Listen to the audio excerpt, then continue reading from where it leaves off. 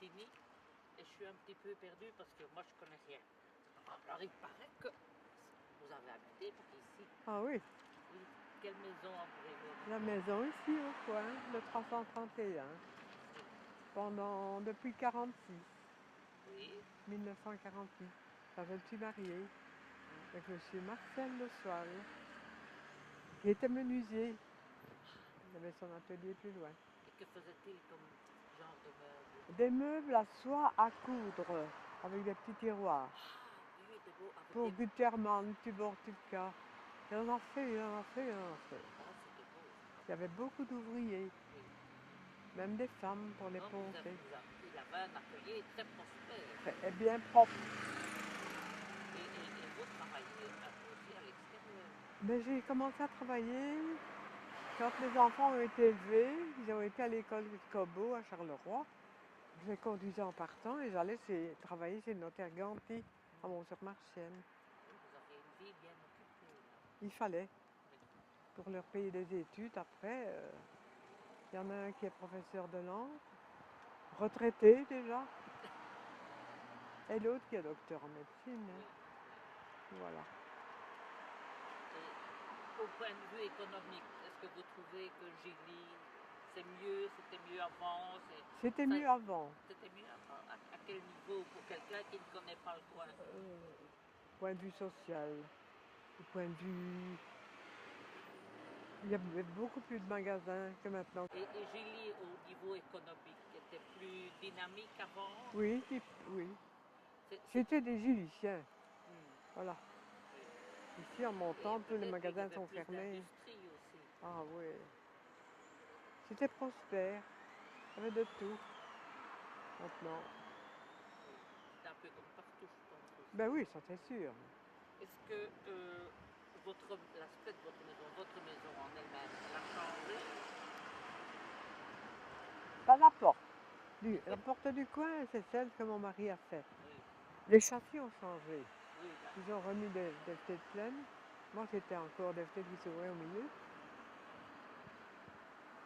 Non, à part ça. et donc vous y avez élevé vos deux fils. Oui.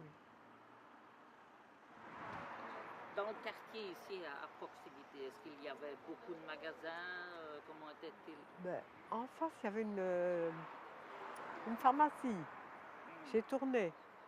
Bon, ça a été fini. On avait tout à portée de main, quoi. Oui, les épiceries. Il y avait encore un épicier encore en face. Il y en Hmm. avait un plus haut. Il est encore en marche. Mais en descendant, il n'y avait rien. On descendait souvent parce que mon fils le docteur habite la rue Offert.